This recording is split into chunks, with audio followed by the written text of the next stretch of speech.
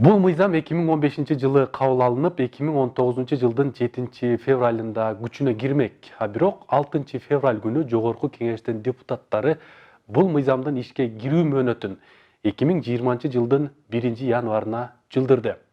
Эгерде 1-январ күнгө чейин депутаттар мыйзамды кабыл алып, президентке жибербесе, анда 2020-жылдын 1-күнүнөн баштап күчүнө кирет. Бирок айрым депутаттар бул мыйзамды дагы элдердин каржылык мүмкүнчүлүгү жана социалдык абалын эске алуу менен жылдырабыз деп турушат. Жогорку Кеңештин депутаттар тобу ушул жылдын 11-декабрында ал мыйзамды карап чыгып, өзгөртүүлөрдү киргизип, 3-окууга жиберди. Алар төмөнкүдөй өзгөрүүлөр.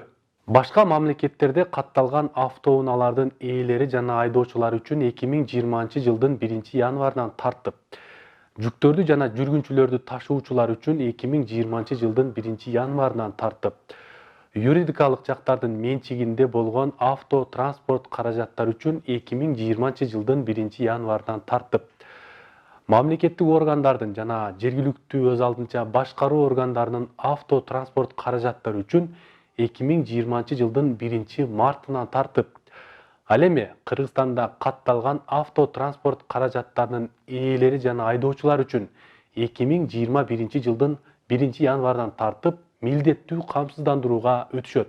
Же жөнөкөйлөтүп айтканда, кадимки унаасы бар адам 2021-жылдан баштап авто унаасын милдеттүү түрдө камсыздандырышы керек. Эми болсо, сиздердин назарыңыздарга бул мыйзам боюнча авто сүйүүчүлөр кандай таризде канча акча төлөй турганын түшүндүрүп берели. Автоунааларды камсыздандыруунун базалык тарифи 1680 сом. Камсыздандыруунун өлчөмү автоунаанын кыймылдаткыч күчүнө, техникалык абалына, унаа ээсинин жашына жана тажрыйбасына жараша белгиленет.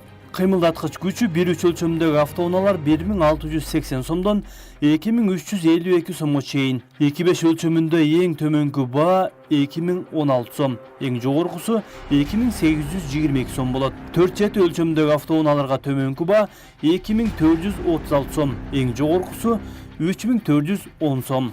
Кичи автобустар 2436 сомдон 3897 сомго чейин болот.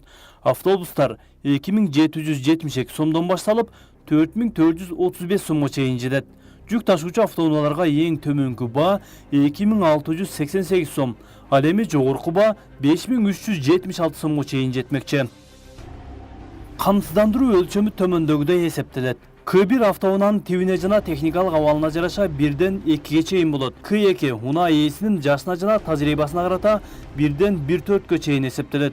К3 эгер автоунаа буга чейин камсыздандырылса, ошол убакыт аралыгында кырсыктаган жана кырсыктабаганын эске алганда 0,5-ден 2,45-ке чейин. К4 диагностикалык картасына карата 1,9-дан 1-ге чейин.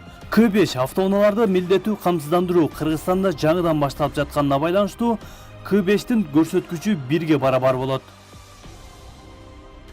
Эсептеп көрөлү.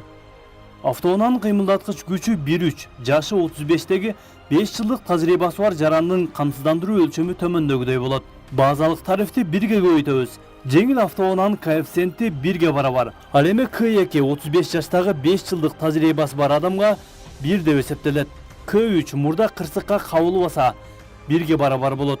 К4 диагностикалык картасы бар болсо 1,9-га барабар болот. Баарын көбөйтүп эсептегенде 1512 сом болушу мүмкүн.